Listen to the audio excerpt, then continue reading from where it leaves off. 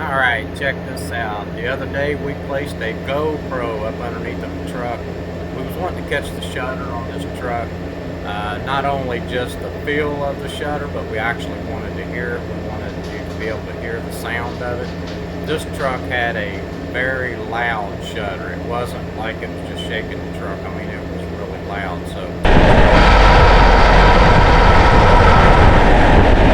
Got that GoPro in there. If you haven't seen that video, it's the last video we put on there. You might want to watch that. It's a really cool video.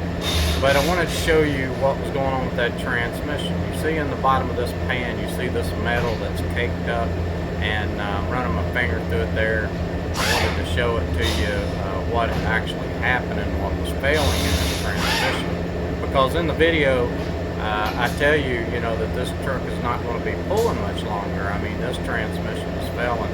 And you see the magnet? That's what the magnet's supposed to look like, and that's what we have. The magnet is just completely covered in metal. The metal is stopping the filter up, and you can see here, look down inside that filter and how that metal is taken up in there. And once that filter stops up, you have to realize that it is going to stop that transmission from pulling. You're going to lose fluid pressure. When the filter stops up, it's going to starve the pump. You're going to hear the pump whining, and you're just going to have a whole lot of failure when you stop that filter up with that much metal. It's just too much. The system can't handle it. But what I want to do here in this video, I want to show you all of the failures that went along with this, with the torque converter coming apart. One is, you can see the pump cover. This pump cover, it has a groove in it.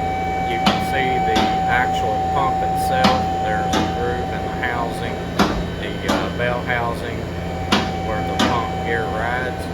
You can see that groove in there. None of this stuff will be used when we rebuild this transmission. We're going to put all new back in it. But I wanted to show you that this is your 4, 5, 6 clutch. Now, I didn't feel any or experience any slipping with this transmission, but you can see that clutch has been hot. And when you get those clutches that hot, then material starts coming off of them also. And it's going to start, just continue the process of stopping that filter up. And then, the heavier that gets in the filter, the closer you are for this transmission to be completely shutting down on you and leaving you sitting somewhere in a neutral state.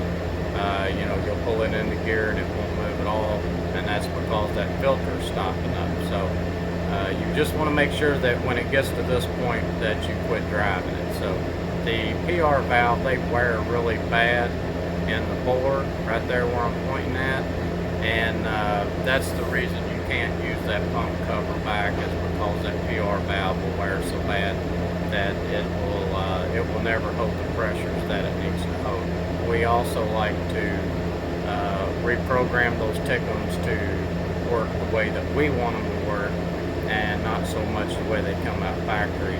The lockup comes on a little bit too early on, and we like to move that up a few gears, and that helps out with that torque converter. So anyway, if you're going to rebuild one of these, make sure that you put a heavy-duty billet converter in it.